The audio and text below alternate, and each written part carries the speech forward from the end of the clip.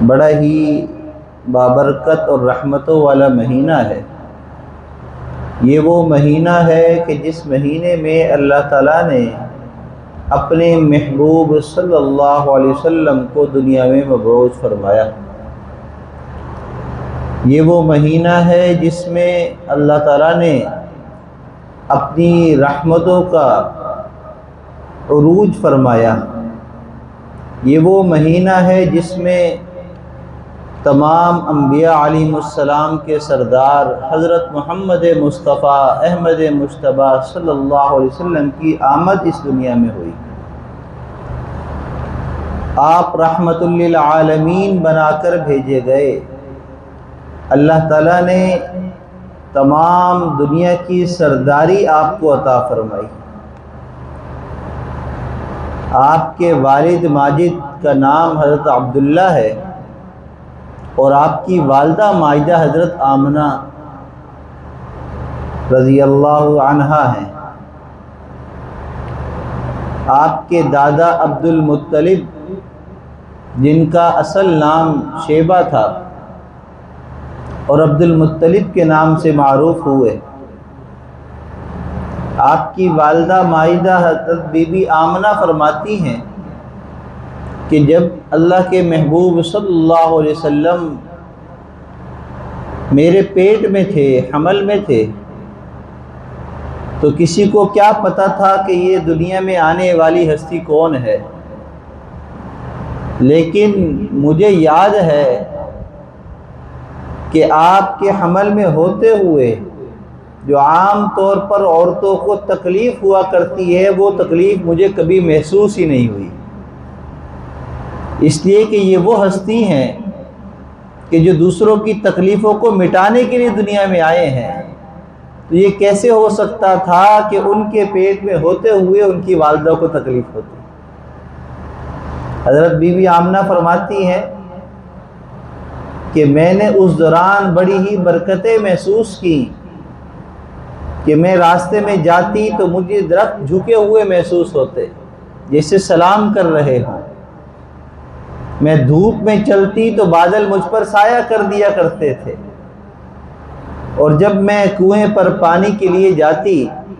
تو پانی جو ہے وہ بالکل کنارے پر اوپر کی طرف اٹھ کر آ جاتا کہ میں آسانی سے پانی بھر لیتی، مجھے کوئی مشقت نہ ہوا کرتی۔ اور ایسا بھی ہوا کہ میں پانی بھر کر لوٹنے لگی ہوں تو دوسری عورتوں نے مجھے پکڑا اور کہا کہ تھوڑی دیر اور رک جاؤ، کہ جب تک تم کھڑی رہو گی پانی اوپر رہے گا، ہم بھی آسانی سے بھر لیں گے۔ تو اللہ کے محبوب صلی اللہ علیہ وسلم ابھی دنیا میں ظاہر نہیں ہوئے ہیں، آپ کی ولادت باسعادت نہیں ہوئی ہے، لیکن آپ کی برکت رحمت دنیا میں ظاہر ہونا شروع ہو گئی، کیونکہ اللہ تعالیٰ نے آپ کو رحمت للعالمین بنایا ہے۔ حضرت بی بی آمنہ فرماتی ہیں کہ ایک رات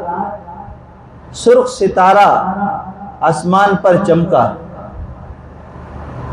اور بڑی عجیب کیفیت محسوس ہوئی۔ یہود کے اندر بڑا اضطراب پیدا ہوا، کیونکہ ان کی کتابوں میں تورات کے اندر آخری نبی کی یہ نشانی تھی کہ جب وہ دنیا میں ظاہر ہونے والے ہوں گے تو عین وقت پر قریب وقت زمانے میں سرخ ستارہ آسمان پر ظاہر ہوگا۔ تو یہودیوں نے اپنے گھروں کے اندر اپنی عورتوں کی طرف لوگوں کو دوڑایا محلے میں کہ دیکھو کس کے ہاں ولادت ہونے والی ہے، لیکن انہوں نے اپنے خاندانوں میں کہیں ولادت قریب زمانے میں نہیں پائی۔ اس زمانے میں کوئی یہودی مکہ کی طرف آیا سفر پر، تو یہاں معلومات کی، تحقیق کی تو معلوم یہ ہوا کہ عبد المطلب کے گھرانے میں بی بی آمنہ کے ہاں ولادت ہونے والی ہے۔ بس یہ خبر سننی تھی کہ جنگل کی آگ کی طرح یہودیوں میں بے چینی پھیل گئی، اور یہ خبر پھیل گئی اور یہ نعرہ بلند ہوا کہ اللہ نے آخری جو نبی ہیں وہ بنو اسحاق سے نہیں بنو اسماعیل سے ظاہر فرمائے ہیں، اور ہم سے یہ نعمت چھین لی گئی ہے۔ تو اسی وقت سے یہودیوں کے اندر ایک بے چینی شروع ہو چکی تھی، کیونکہ وہ اپنی کتابوں پر ایمان رکھنے والے لوگ اس نشانیوں کو جانتے تھے، سمجھتے تھے کہ اب آگے کیا ہونے والا ہے اور آگے کا منظرنامہ کیا ہوگا، اور جو اتنی بڑی نعمت جو کئی ہزار سال سے بنو اسحاق میں چلتی آئی کہ اللہ تعالیٰ نے حضرت ابراہیم علیہ السلام کے بیٹے حضرت اسحاق علیہ السلام میں کی، آگے نسل میں ہی سارے انبیاء علیہ السلام پیدا فرمائے، اور بنو اسماعیل کون کہلائے؟ جو حضرت ابراہیم علیہ السلام کے بیٹے حضرت اسماعیل علیہ السلام تھے، ان کی اولادوں میں اللہ تعالیٰ نے اپنے محبوب کو پیدا فرمایا۔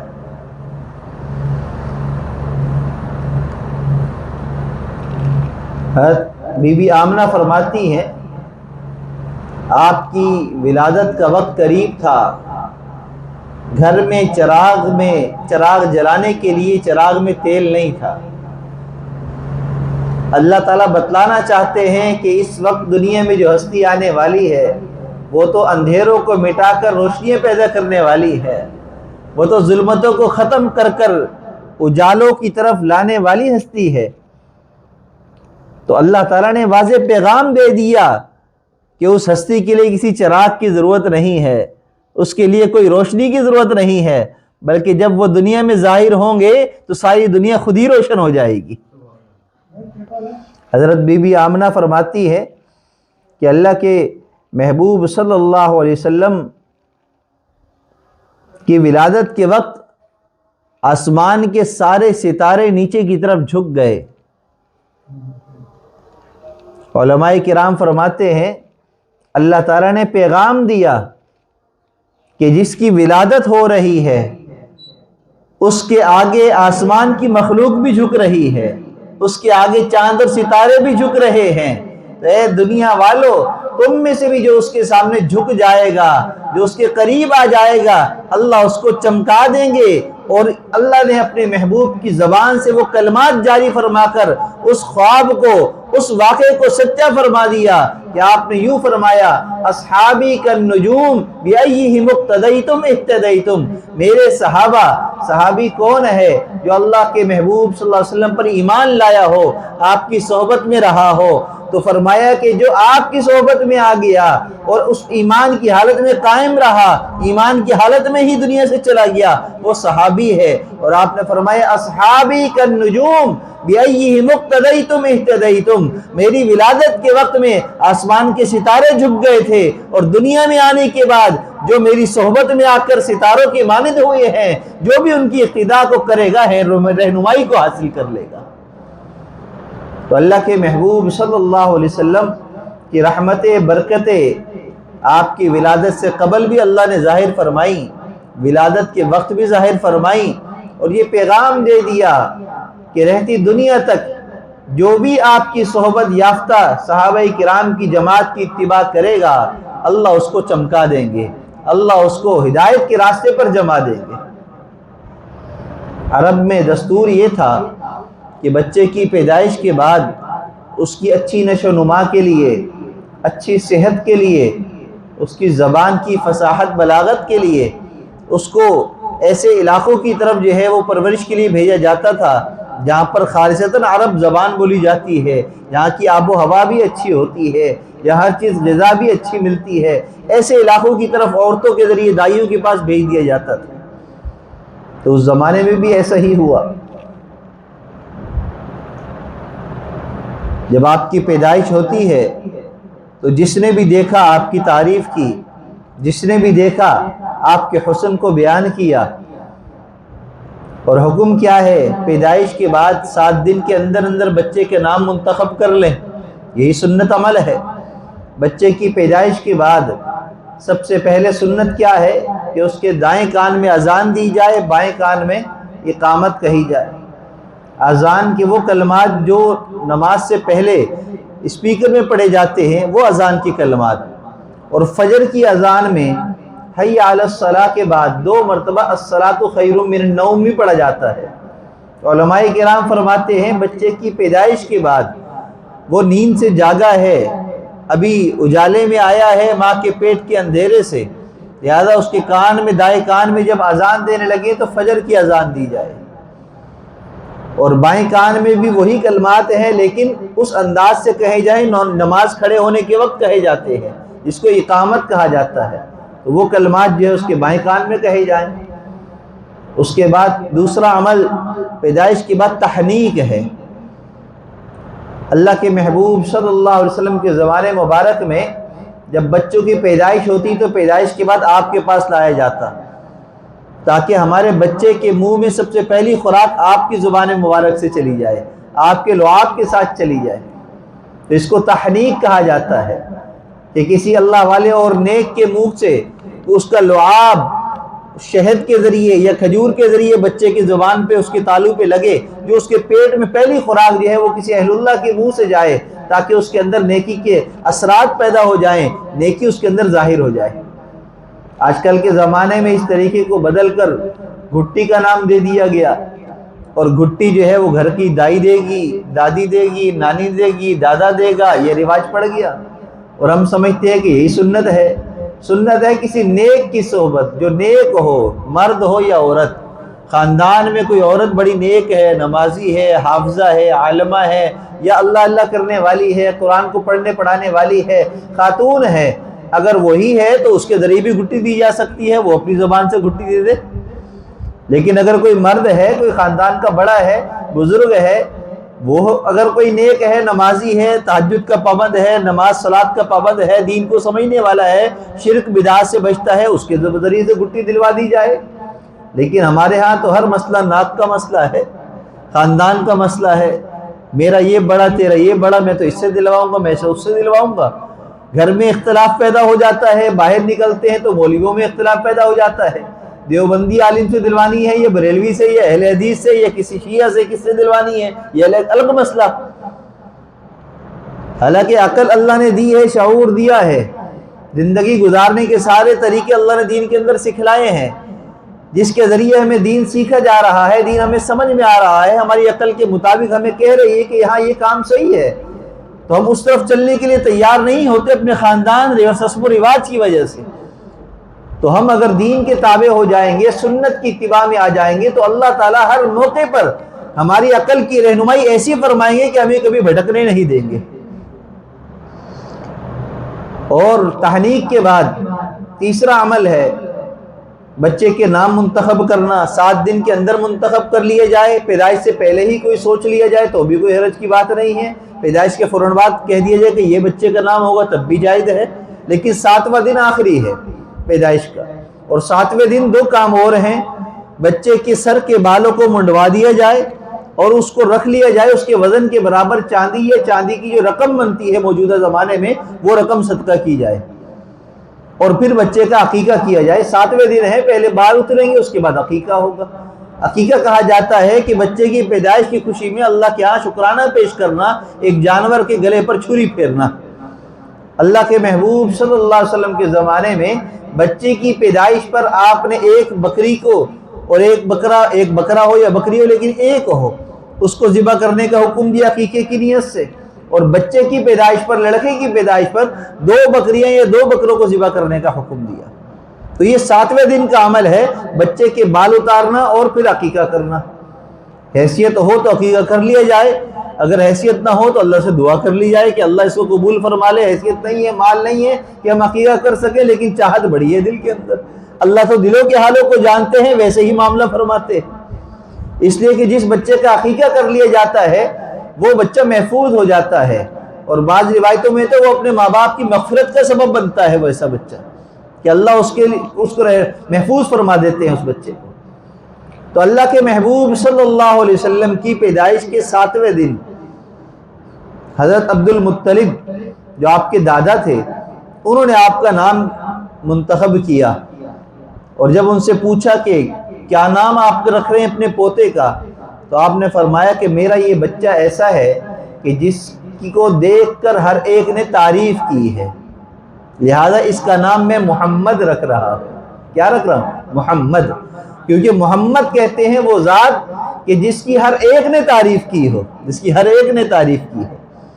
تو اللہ نے اپنے محبوب کا نام زمین پر جو منتخب فرمایا وہ محمد ہے، جو بڑی شان والے ہیں، اور آسمانوں پر فرشتوں میں آپ کا نام اللہ نے جو منتخب فرمایا وہ احمد ہے، اس لیے کہ احمد کہتے ہیں اس ذات کو کہ جو سب سے زیادہ اللہ کی تعریف کرنے والی ہو، اور اللہ کے محبوب سے زیادہ اللہ کی تعریف کرنے والا کوئی دنیا میں پیدا نہیں ہوا۔ تو آپ محمد بھی ہیں، آپ احمد بھی ہیں۔ عورتیں آ رہی ہیں مکہ میں، طائف کے قریب ایک قبیلہ بنو سعد ہے، وہاں سے کچھ خواتین بچوں کو لینے کے لیے مکہ کی طرف آئیں، تو ان عورتوں نے گھروں کا رخ کیا جہاں بچوں کی پیدائش ہوئی۔ ہر عورت کی چاہت یہ ہوتی ہے کہ میں ایسے گھر کا بچہ لوں کہ جو امیر گھرانہ ہو، تاکہ جب میں اس کی خدمت کر کر اس کو لے کر آؤں تو مجھے معاوضہ اچھا مل جائے، مجھے بدلہ اچھا مل جائے۔ تو عورتوں نے ہر اس گھر میں چکر لگایا۔ جب ان کے آپ کے گھر کی طرف پہنچتی تو پتہ چلتا کہ اس بچے کا تو والد نہیں ہے، تو وہ اگلے گھر کی طرف چلی جاتی۔ علماء نے بڑی عجیب بات کہی ہے کہ وہ عورتیں آپ کے گھر کے آگے آ کر جا نہیں رہی تھی، بلکہ اللہ ان کو اندر آنے نہیں دے رہے تھے۔ اللہ نے تو انتخاب ہی کر رکھا تھا حلیمہ سعدیہ کے نصیب میں کہ جب سب عورتوں نے بچے لے لیے، حلیمہ سعدیہ کے پاس کوئی بچہ نہیں تھا، کوئی گھر باقی نہیں صرف سوائے آپ کے، تو کہنے لگی بچہ تو یتیم ہے لیکن دیکھ کر تو آؤں کہ ہے کیسا، سنا ہے بڑا ہی خوبصورت ہے، بڑا ہی برکت و رحمتوں والا ہے۔ بس آپ کے گھر میں آئیں، آپ جو ہے لیٹے ہوئے ہیں، آپ کے چہرے اوپر کپڑا ہے، آپ کی والدہ حضرت آمنہ سے، بی بی آمنہ سے حضرت حلیمہ سعدیہ کی گفتگو ہو رہی ہے۔ حلیمہ کہتی ہیں کہ میں بچہ لینے کے لیے آئی ہوں۔ بی بی آمنہ کہتی ہیں حلیمہ اس بچے کا باپ نہیں ہے، لیکن تم یہ نہ سمجھنا کہ تجھے کچھ ملے گا نہیں، مجھ سے جو ہو سکے گا میں کروں گی، میرے بچے کا بڑا دھیان رکھنا، اس بچے کو میں نے اپنے پیٹ میں رکھا ہے، میں نے اس کی برکتیں رحمتیں دیکھی ہیں، اس لیے مجھے پتا ہے یہ بڑا کرموں والا بچہ ہے، میرے بچے کو ادھر ادھر نہ کرنا، ضائع نہ کرنا، یہ بچہ میرے بڑا محبوب ہے، بڑا قریبی ہے، اس کا بڑی دیکھ بھال کے اس کی پرورش کرنا، اس کا خیال رکھنا۔ کہا کہ اچھا دکھاؤ تو صحیح۔ کتابوں میں لکھا ہے جیسے ہی چہرے سے کپڑا ہٹا ہے، آپ کی نظر آپ کے چہرے پر پڑی ہے، تو آپ نے اس کے بعد بات ہی نہیں کی، فوراً اٹھا کر گود میں لگایا اور کہا کہ آمنہ میں تو چلتی ہوں، باقی بات بعد میں کریں گے، ایسا نہ ہو کوئی اور اس کو لینے آ جائے، میں اس کو چھوڑنا نہیں چاہتی ہوں۔ اس کی مسکراہٹ ایسی ہے کہ میں نے اس کے لیے اپنا دل بھی دے دیا ہے، اور آپ کو لے کر نکلتی ہیں۔ بڑی لمبی کہانی ہے، ہر سال ربیع الاول میں ہم سنتے ہیں، بہت سارے واقعات ہیں، آپ کی رحمتوں برکتوں کے واقعات بے شمار ہیں، ہم بیان کرتے رہیں گے، ختم نہیں ہوں گے، وقت ختم ہو جائے گا، تھک جائیں گے، لیکن آپ کی سیرت کے پہلو ختم نہیں ہوں گے۔ ایسا آپ کا حسن و جمال۔ حضرت حلیمہ سعدیہ کہتی ہیں ایسا خوبصورت بچہ میں نے دیکھا نہیں۔ بی بی آمنہ کہتی ہیں کہ ایسا خوبصورت بچہ میں نے گاؤں میں کہیں پیدائش میں کہیں دیکھا نہیں ہے۔ بی بی آمنہ مختلف گھرانوں میں جانے والی اپنے خاندان کی کہتی ہیں اپنے خاندان میں ہم نے کہیں نہیں دیکھا ایسے خوبصورت بچہ۔ حلیمہ سعدیہ کہتے ہیں میں تو کئی بستیوں میں گئی ہوں، کئی علاقوں میں گئی، میں نے کہیں بھی نہیں دیکھا آج تک ایسا خوبصورت بچہ۔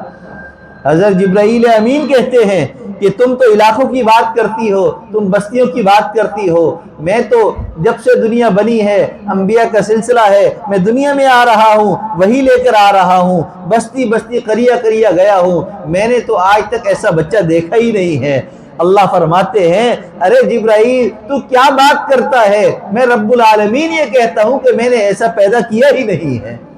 وَأَحْسَنَ مِنْكَ لَمْ تَرَ قَطُّ عَيْنِي وَأَجْمَلَ مِنْكَ لَمْ تَلِدِ النِّسَاءُ۔ کہ ایسا خوبصورت بچہ کسی آنکھ نے دیکھا نہیں، ایسا پیدا نہیں کیا گیا، آپ کو اللہ نے ایسا پیدا کیا جیسا آپ نے چاہا، بغیر کسی عیب کے، بغیر کسی کمی کے اللہ نے آپ کو پیدا فرمایا۔ ایسا حسن و جمال والے آپ۔ بچپن کا ایک واقعہ ہے، حضرت شیمہ فرماتی ہیں حلیمہ سعدیہ کی بڑی بیٹی گھر کے اندر واحد ہیں، والد کے بعد بڑی،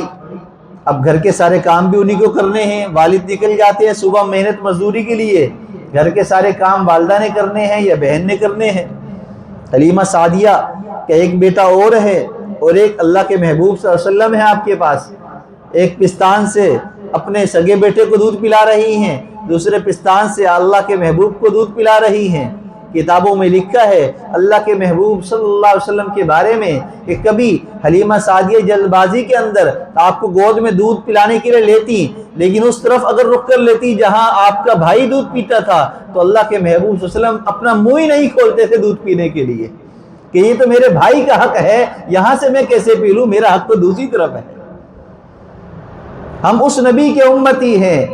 جس نے اپنی پیدائش کے وقت دودھ پیتے ہوئے بھی کسی کی حق تلفی کرنا پسند نہیں کیا، آج ہم اسی نبی کا نام لیتے ہیں، ایگریمنٹ کر رہے ہوتے ہیں، معاہدے کر رہے ہوتے ہیں، اور اس نبی کا نام لے کر، اس نبی کا کلمہ پڑھ کر، اس نبی کا امتی ہو کر، اس نبی کی شان بیان کر کے، اس نبی کی رحمت کا فائدہ اٹھا کر، ساری چیزیں اس نبی کی رحمتوں والی حاصل کر کے ہم ایگریمنٹ کے اندر رشوت کا بازار گرم کر رہے ہوتے ہیں، حرام کے سگنیچر کر رہے ہوتے ہیں، ہر چیز کو کھانے کو ہم حلال کر رہے ہوتے ہیں۔ یقین جانیے اللہ کی طرف سے کیسا غصہ ہوتا ہوگا کہ ہم جس نبی کا اپنے منہ سے نام لیتے ہیں، اس نبی کی سیرت کو اپناتے ہوئے ہماری جان جاتی ہے، ہمارے اپنے خاندان یاد آ جاتا ہے، ہمیں پیسہ اور دنیا دکھائی دینے لگتا ہے۔ کاش کہ ایسا ہو کہ یہ ربیع الاول ایسا ہمارا گزر جائے کہ آج کے بعد ہم یہ نیت کر لیں کہ جس نبی کی ولادت اس مہینے میں ہوئی ہے، میں نیت کرتا ہوں کہ اس نبی کی اتباع ایسی کروں گا کہ انشاءاللہ آج کے بعد اس کی سنت کے خلاف کوئی کام نہیں کروں گا۔